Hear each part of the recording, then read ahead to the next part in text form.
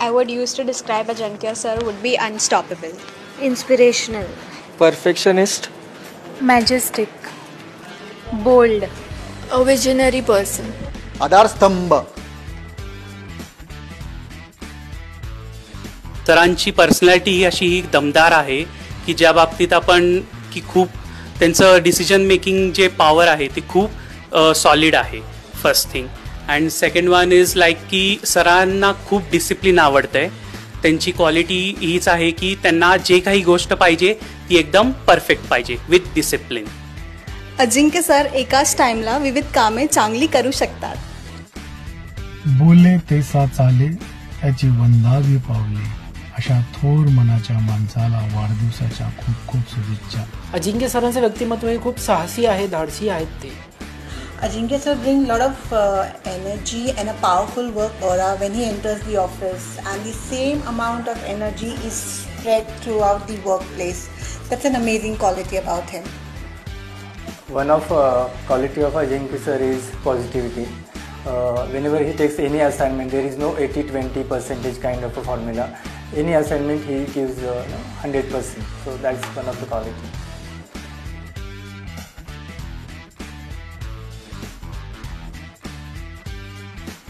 हा डायलॉग अजिंक्य सरांसाठी. रिश्ते में तो हम तुम्हारे बाप लगते हैं, नाम है शहनशाह. सुनो, मेरे साथ रहना है तो मुझे सहना सीख लो, वरना अपने औकात में रहना सीख लो. जो मैं बोलता हूँ वो मैं करता हूँ, और जो मैं नहीं बोलता वो तो मैं डेफिनेटली करता हूँ. हर टीम में सिर्फ एक ही गुंडा होता है, और इस टीम का गुंडा मैं हूँ.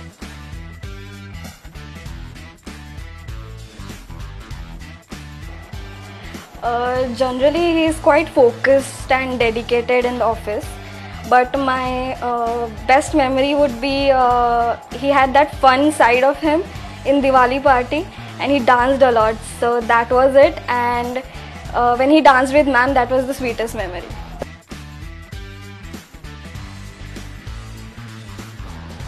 Before approaching anything or anyone, a strong narrative, a strong story is very, very important. This advice has helped me realize that a strong narrative can build confidence, vision and value. In short, in sir's words, it is गाजर देता आला पाहिजे. सरांचा याच्यात मी तुम्हाला एक dialogue सांगतो. Sir म्हणतात की वेळ लागल्याशिवाय इतिहास घडत नाही. तर ही जे आपण ॲडवाईस म्हणतो त्यांची, की जोपर्यंत आपण काही गोष्टींमध्ये स्वतःला पुश करत नाही तोपर्यंत आपण त्याच्यात अचीव करू नाही शकत. तर वेळ लागल्याशिवाय इतिहास घडत नाही, हे सगळ्यात बेस्ट त्यांचं एक ॲडवाईस आपल्यासाठी आहे.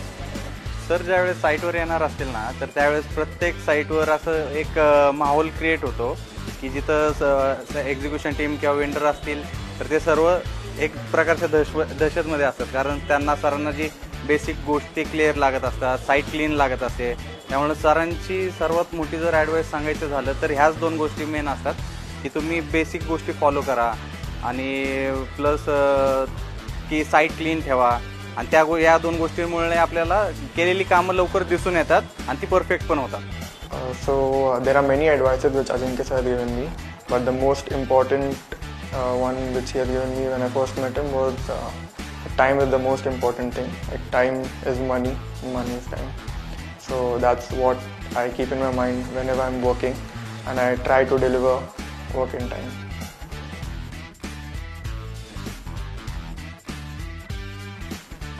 He truly is an inspiration for all of us. Basically, the one rule of him has inspired me a lot, that is today and now. No matter what time it will take, your desk should be clean in the evening. That should be now, today and now. That's it. मुझे दो चीज़ें ज़्यादा inspire करती है मेरे life में और मेरे work related में. एक तो उनका पैशनेट जो वर्क वो करते हैं, और जैसे हमें काम सिखाते हैं कि कैसे मटेरियल को जानना है, कैसे यूज़ करना है और कहाँ पे यूज़ करना है, उसका लीड टाइम क्या है, उसका डिलीवरी पीरियड कितना है, उसके रेट क्या है, उसके नेगोशिएशन क्या है, सप्लायर अपने रिलेटेड काम करेगा नहीं करेगा, इन सब. और सबसे मेन चीज़ जो सप्लायर के साथ में रिलेशन अच्छा रखो और उनसे बात भी अच्छे से करो. तो ये मुझे हमेशा वर्कआउट करता है कि इस कंपनी के अंदर कि कैसे मैं अपने रिलेशन बिल्ड आउट करूँ अपने सप्लायर के साथ में।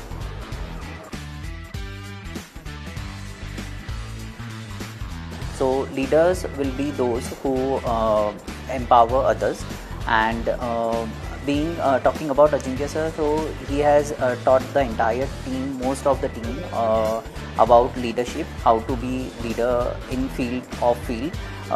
He has also given us an open platform for open communications. Talking about designs, he has helped each and every team member to focus on right design with all details, minute details, since he's the expert in the industry. Also, his one particular thing which I like personally is about decision making. He has a very quick decision making power, so that is something which we should take from him. And again, managing the challenges at each and every level, either be personal or professional, is something which every team member has to achieve and has to grab from his qualities. Thank you. सरांबद्दल बोलायचं म्हटलं तर पहिलं stress होतो की काय बोलावं. सरांनी मला झालं, माझ्या टीमला झालं, जे काही आज आम्ही आहोत, जे बनलो आहे ते सरांच्याच दृष्टीमुळे किंवा सरांनी जे शिकवण दिली, सरांनी जे शिकवलं मला त्यामुळे आहे. सरांचं पहिलं म्हणणं असतं की तुम्ही निर्णय घ्यायला शिका. तुम्हाला जर चुकले तरी चालतील, पण तुम्ही डिसिजन घ्या.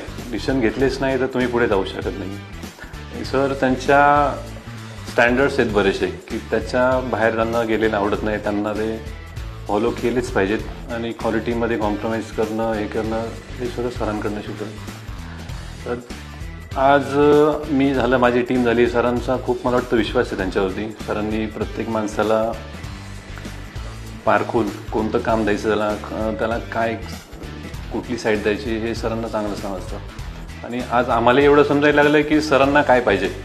तर सरांनी जरी सांगितलं नाही, ड्रॉईंगमध्ये नसतील तरी आम्ही त्या गोष्टी काही करून घेऊ शकतो. पण आज आम्ही तयार झालेलो, हे सरांच्याच प्रयत्नाने किंवा सरांच्या ट्रेनिंगमुळे झालेलं आहे. अजिंक्य सरांची जी ट्रू लिडरशिप त्यांनी टीम शेप केलेली आहे ती अशी आहे की प्रत्येक ठिकाणी त्यांनी एक माणूस असा निवडलेला आहे की तो योग्य ठिकाणी, योग्य जागी आणि त्याला योग्य ते काम, त्या माणसाकडनं त्याला काय काम करून घ्यायचं आहे त्यांना आणि कसं करून घ्यायचं आहे हे त्यांनी फुल टीमला ट्रेन केलेलं आहे. आणि जसं शिवाजी महाराजांनी प्रत्येक एक आपले मावळे तयार केले होते, तशी सरांनी तशी मावळे तयार केलेत आणि त्या मावळ्यांना प्रत्येक काम चोख पद्धतीनं दिलेलं आहे. अजिंक्य सरांबद्दल बोलायचं तर की म्हणजे की 2 डिफरंट पर्सनॅलिटीज त्यांच्या की दिसतात जेव्हा ते ऑफिसमध्ये असतात आणि जेव्हा ते ANIच्या मॅचेससाठी जातात. तिथे काही असं आहे की फनी आणि युनिक गोष्टी होतात, त्याबद्दल थोडं बोलतो. पहिले म्हणजे अजिंक्य सरांचे क्रिकेटची की काय म्हणतात ड्रेसिंगची वगैरे एक डिफरंट की त्यांचा एक की सेन्स आहे किंवा एक पद्धत आहे.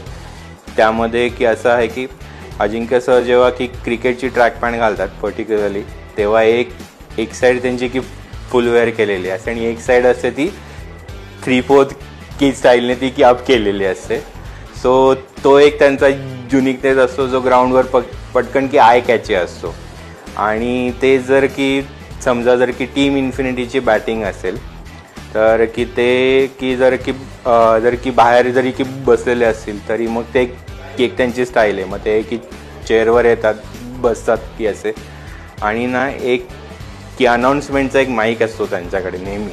तर त्या अनाऊन्समेंटच्या माईकवर आहे ना की जो कोणी की अपोनंटचा की एखादा फिल्डर असेल किंवा तो असेल तर मग की ते नेहमी एक तिथे एक चेरिश मोमेंट क्रिएट करतात.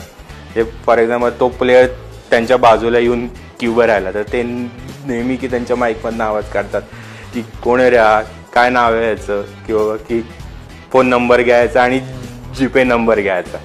त्यामुळे की एक त्या ठिकाणी की फन ॲक्टिव्हिटी सर्व असे त्यांचे बरेच सारे काही मोमेंट आहेत की ते तिथे एक चेरिश वातावरण तयार करतात. या थँक्यू.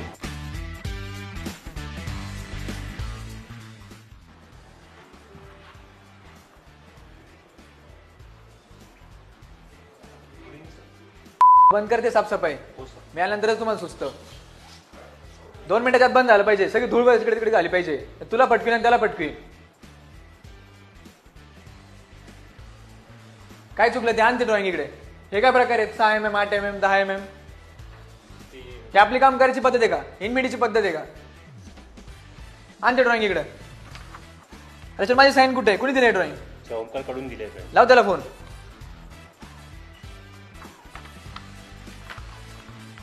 हॅलो, गांजा पिऊन काम करतो का? सो ड्रॉइंग दिलंय, साईटवर काम चालू, त्याच्यावर काही साईन नाही वगैरे. दिले ड्रॉइंग, जे फेकून तिकडं. ही काही इन्फिनिटीची काम करायची पद्धत आहे का?